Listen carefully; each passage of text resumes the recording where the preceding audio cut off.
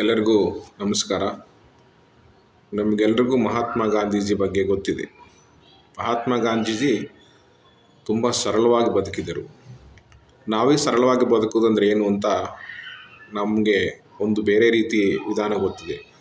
ಸರಳವಾದ ಬದುಕೋದಂದರೆ ತುಂಬ ನಮ್ಮ ಹತ್ರ ದುಡ್ಡು ಸಂಪಾದನೆ ಮಾಡಿದರು, ತುಂಬ ಸರಳವಾಗಿ ಬದುಕೋದು, ದಾನ ಮಾಡೋದು, ಒಂದು ಚಾಪೆ ಮೇಲೆ ಮಲಗೋದು, ಒಂದೇ ಹೊತ್ತು ತಿನ್ನೋದು, ಇದು ನಾವು ಸರಳ ಬದುಕು ಅಂತ ಅಂದ್ಕೊಂಡಿದ್ದೀವಿ. ನಿಜವಾಗ್ಲೂ ಸರಳ ಬದುಕು ಅಂದರೆ ಅದಲ್ಲ. ಗಾಂಧೀಜಿ ಪ್ರಕಾರ ಸರಳ ಬದುಕು ಅಂದರೆ ನಮ್ಗೆ ಅದೇ ಕಾಣಿಸುತ್ತೆ. ಅವರು ಬರೀ ಒಂದು ಪಂಚೆ ಕಟ್ಕೊಂಡು ದೇಶ ಎಲ್ಲ ಸುತ್ತಾಡಿದ್ರು. ಒಂದೇ ಕೈಯಲ್ಲಿತ್ತು, ಕೈ ಮಗ್ಗದ ಚರಕದಲ್ಲಿ ನೇಯುವಂಥ ಒಂದು ಪಂಚೆ ಕಟ್ಕೊಂಡು ಅವರು ಚಾಪೆ ಮೇಲೆ ಮಲಗ್ತಾ ಇದ್ದರು. ಗಾಂಧೀಜಿ ಈಗಲೂ ನಮಗೂ ಸ್ವಂತ ಮನೆ ಇಲ್ಲ, ಅದು ಬರೀ ಆಶ್ರಮವಾಗಿದೆ. ಅದು ಸರಳ ಬದುಕು ಅಂತ ನಾವು ಅಂದ್ಕೊಂಡಿದ್ದೀವಿ. ಅದು ಸರಳ ಬದುಕು ಅಲ್ಲ. ಸರಳ ಬದುಕು ಅಂದರೆ ಏನು ಅಂತಾರೆ ಗಾಂಧೀಜಿ ಹೇಳಂದರೆ, ಜೀವನ ಪರ್ಯಂತ ಬದುಕಿರುವ ಗಂಟ ಸತ್ಯವನ್ನೇ ಹೇಳೋದು. ಇದು ನಿಜವಾದಂತಹ ಸರಳ ಬದುಕು ಮತ್ತು ಪ್ರಾಮಾಣಿಕವಾಗಿ ಬದುಕೋದು.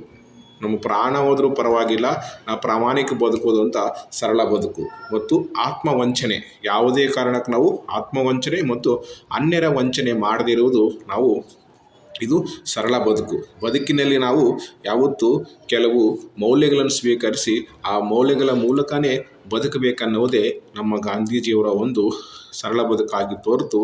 ಸತ್ಯಾಗ್ರಹ ಅಂದರೆ ಸತ್ಯಕ್ಕೆ ಆಗ್ರಹ ಮಾಡೋದು, ಇದು ಗಾಂಧೀಜಿಯವರ ಒಂದು ಸರಳ ಬದುಕಿನ ಸಿದ್ಧಾಂತವಾಗಿತ್ತು.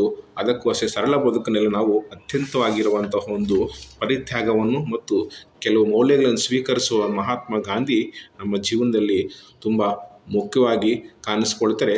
ಆಧುನಿಕ ಈಗಿನ ರಾಜಕೀಯ ವ್ಯಕ್ತಿಗಳಿಗೆ ಮತ್ತು ಈಗಿರುವಂಥ ಕೆಲವು ಈ ಆಧುನಿಕ ಮನುಷ್ಯರಿಗೆ ಗಾಂಧೀಜಿ ಅಂದರೆ ತುಂಬ ಇವತ್ತು ನಾವೇನು ಮಾಡ್ತಿದ್ದೀವಿ ಅವ್ರ ಬಗ್ಗೆ ಕೆಟ್ಟದಾಗಿ ಹೇಳ್ಕೊಳ್ತಾ ಹೋಗ್ತಿದ್ದೀವಿ. ಅದು ಆಗಬಾರ್ದು. ಗಾಂಧೀಜಿ ಅಂದರೆ ಪ್ರಾಮಾಣಿಕವಾಗಿ ಬದುಕಿದ ವ್ಯಕ್ತಿ ಅಂತ ನಾನು ಈ ಮೂಲಕ ಈ ಪುಸ್ತಕದಲ್ಲಿ ನಾನು ಓದಿದ ಮೇಲೆ ನನಗೆ ಗೊತ್ತಾಯಿತು. ಈ ಪುಸ್ತಕ ಆತ್ಮಕಥೆ, ನನ್ನ ಸತ್ಯಾನ್ವೇಷಣೆ. ಈ ಪುಸ್ತಕ ಮಹಾತ್ಮ ಗಾಂಧಿದು.